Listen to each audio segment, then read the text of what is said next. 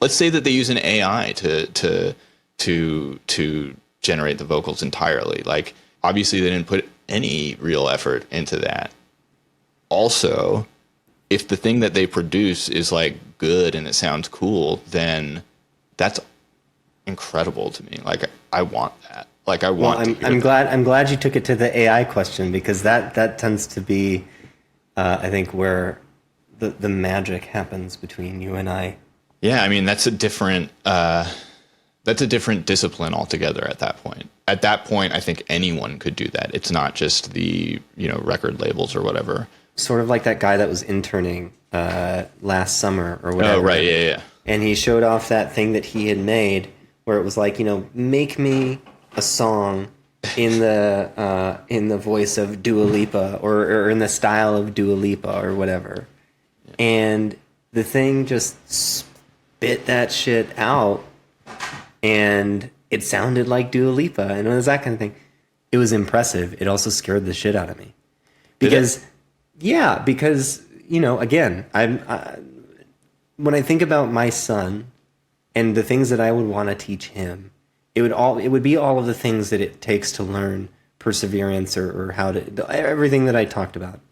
And, whether he was making beats on an MPC or, actually playing like a more acoustic instrument or whatever, learning to be expressive with something is really cool. And technology can be a means for that. And you are a prime example of that. Your music is all technological, but it's all extremely expressive and creative and brilliant and really fun to listen to. But when you can just type something in and get it, does that do to music what Tinder does to dating, essentially? Like, does it make it a full-blown commodity where it's like, I can have whatever I want whenever I want, and I don't ever have to learn anything about it? Right.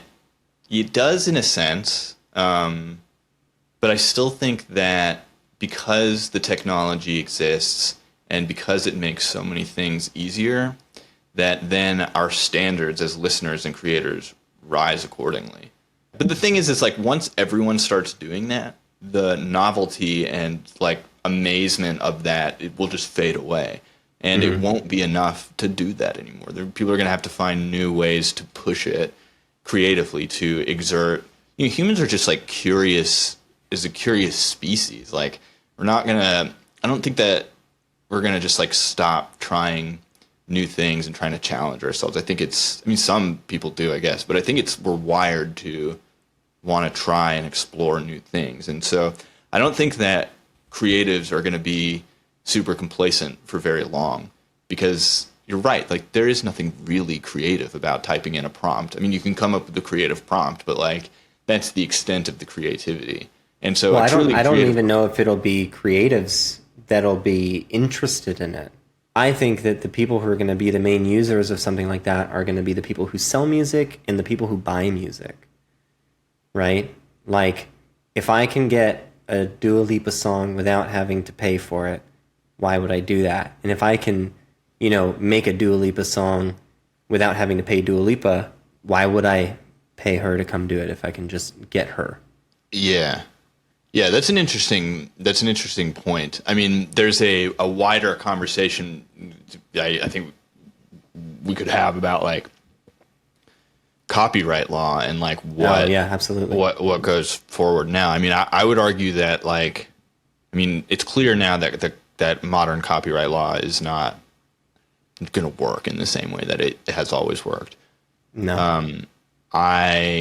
I don't know what the answer to that is. However, I do intuitively feel that music would be better without copyright laws. As someone who samples all the time, I think that copyright law is kind of stifling music in some ways. And I think that these new technologies that are emerging is going to demand that creators kind of become comfortable with the idea of something that they put out there maybe not being theirs anymore. Yeah, that's an interesting point.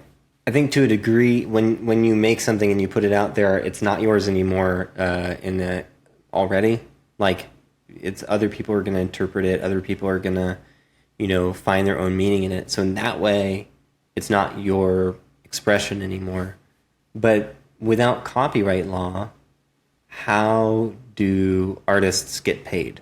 I don't know if I like the system in which people make art for money. Well, I think that there's a difference between making art for money and making money for art.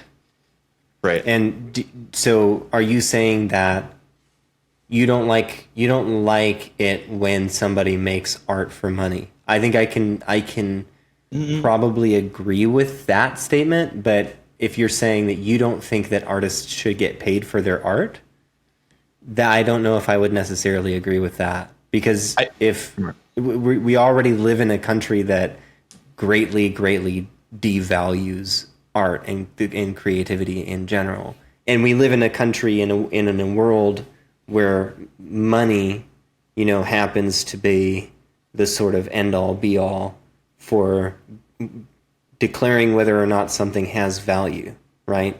I totally hear what you mean, and it probably would, in a sense, devalue things. I mean, you can see that in the availability of music now with streaming services. Like in the past, like you buy a CD and like you only had money to buy the one CD, so you listened to it again and again and again. And you cherished it, and you like read the booklet, and it was something that was very special to you, and it was something that you felt like you had a connection with that artist in some way, shape, or form.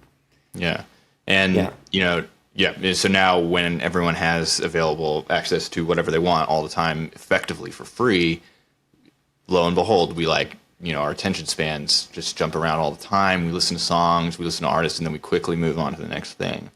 Some of the stuff that I'm thinking of here is especially with the copyright stuff. Like, I'm very taken by the model of meme culture in many ways, where I don't know, just imagine any classic meme, like the dog with a cup of coffee that says, "This is fine," in the house burning. I don't know if anyone knows where that originally came from. And there are variations of that float around that are just constantly Spider-versing off into different variations of themselves. And so it's this whole thing, but it is a form of creative expression that people take this thing and then they reinterpret it. And no one's really thinking about who was the first person to do that. And I think that because no one really knows and no one really cares necessarily, that there's a beauty in people being able to express so wildly in that way. It becomes almost like a communal art form in that way. It's like everyone's participating into this sphere of what this thing can be. But I like that people are doing that. It's kind of interesting, and I think that that's fun and cool.